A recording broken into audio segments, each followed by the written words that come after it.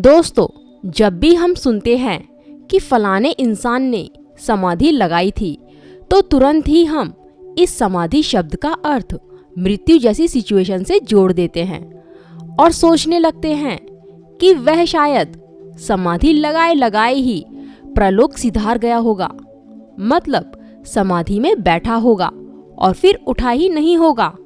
है ना कितनी अजीब सी बात। और ऐसा सोचने वाले लोगों की संख्या बहुत ज़्यादा है। यहाँ तक कि कई तो समाधि को जीवित इंसान की कब्र भी समझ लेते हैं। दोस्तों, असल में समाधि शब्द दो शब्दों से मिलकर बना है, सम और धी। सम का मतलब है एक समान और धी का मतलब है बुद्धि। मतलब जब आप बुद्धि के समान स्तर पर पहुंच जाते हैं तो आप किसी भी चीज को देखकर कोई विचार नहीं बना पाते हैं। कौन सी चीज बुरी है, कौन सी चीज अच्छी है, ये गलत है, ये सही है, आप अपनी बुद्धि से कोई फर्क नहीं कर पाते हैं। हर एक चीज को एक जैसा ही देखते हैं। ऐसी ही स्थिति को समाधि की स्थिति कहते हैं। दोस्तों, हमारी बुद्धि का मूल स्वभाव है अंतर करना, फर्क करना, दो चीजों को अलग अलग देखना। आप एक व्यक्ति और एक पेड़ में इसलिए फर्क कर पाते हैं क्योंकि आपकी बुद्धि काम कर रही है। वैसे ये फर्क करने का गुण हमारे जीवित रहने के लिए बहुत जरूरी भी है दोस्तों। क्योंकि मान लो अगर आपको कोई पत्थर तोड़ना है तो आपको उस पत्थर और अपनी उंगली में फर्क समझना होगा, नहीं तो आप अपनी उंगली तोड़ लेंगे।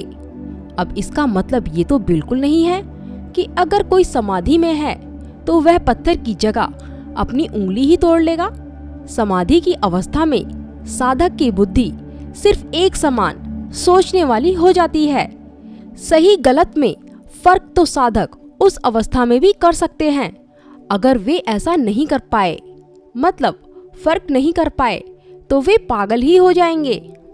दोस्तों, समाधि की अवस्था में भी आपकी फर्क करने वाली बुद्धि अपनी सही अवस्था में भी होती है, पर साथ ही आपकी बुद्धि अपने फर्क करने के सामान्य काम के परे भी चली जाती है।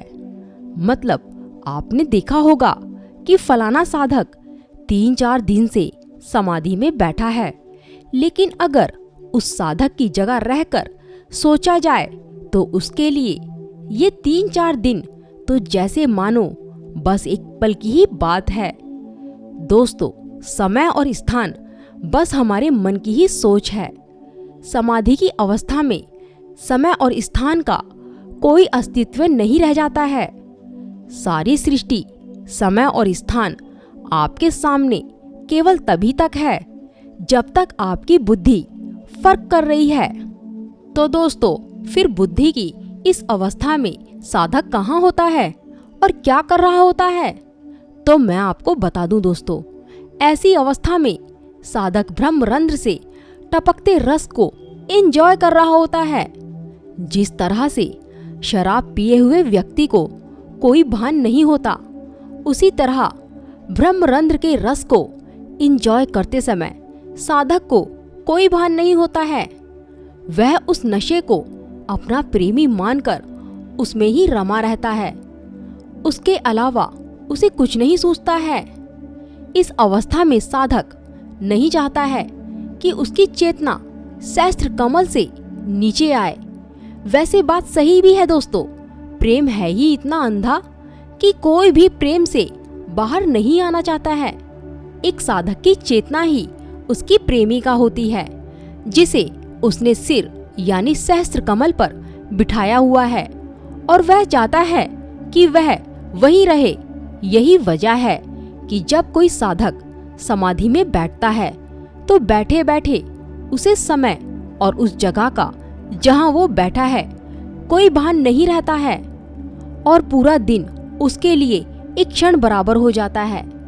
दोस्तों, इसी वजह से समाधि लगाए हुए साधक कई बार उसी अवस्था में प्राण त्याग देते हैं, क्योंकि इस अवस्था में साधक के प्राण और उसके भौतिक शरीर के बीच केवल एक पतली सी डोर मात्र ही होती है जो कभी भी टूट सकती है।